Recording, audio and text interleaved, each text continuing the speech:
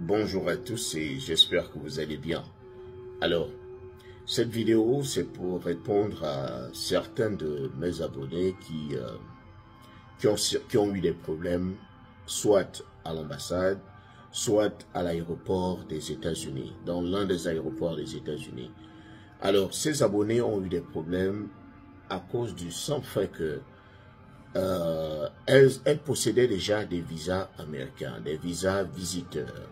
Mais lorsqu'elles sont arrivées ici, elles étaient enceintes. Elles ont accouché, mais malheureusement, elles n'avaient pas assez d'argent pour couvrir les frais d'hospitalisation. Donc, on leur a demandé de souscrire une assurance et de payer les frais. Les frais n'ont pas été payés par les femmes qui ont accouché aux États-Unis, mais les frais ont été couverts par les assurances. Alors, imagine que toi, tu es dans cette situation. Tu arrives ici, tu es enceinte, tu as un visa visiteur. Tu accouches, on s'occupe bien de toi. Tu ne payes rien, tu sors de là. Et tu prends encore tes affaires, tu retournes en Afrique.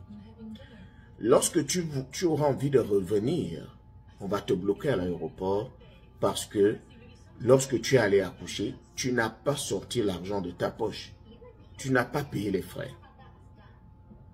Ou encore, lorsque ton visa va expirer et que tu auras envie de repartir à l'ambassade, le renouveler, on va te bloquer. On va te refuser le renouvellement parce que tu t'es comporté comme un délinquant. On t'a envoyé aux États-Unis pour être touriste, pour visiter, mais toi, tu viens accoucher. Automatiquement, ton enfant deviendra américain. Ça, je peux te le confirmer. Mais ce que je ne peux pas te confirmer, c'est que tu auras des papiers. Non, tu n'auras pas les papiers parce que ton enfant est devenu américain automatiquement. Il est devenu américain par le droit de sol. Mais toi, tu ne l'es pas. Alors, pour que tu aies les papiers, il va falloir attendre que ton enfant ait 21 ans pour qu'il te sponsorise. Et je voulais répondre à ceux qui se demandent toujours si c'est illégal, si c'est interdit d'accoucher aux États-Unis. Ce n'est pas que c'est interdit. Si vous allez à l'ambassade demander un visa et que vous êtes enceinte, on arrive à voir votre grossesse, il sera difficile qu'on vous donne le visa. Mais lorsque vous possédez déjà un visa et que vous tombez enceinte à la suite, vous pouvez venir à l'aéroport.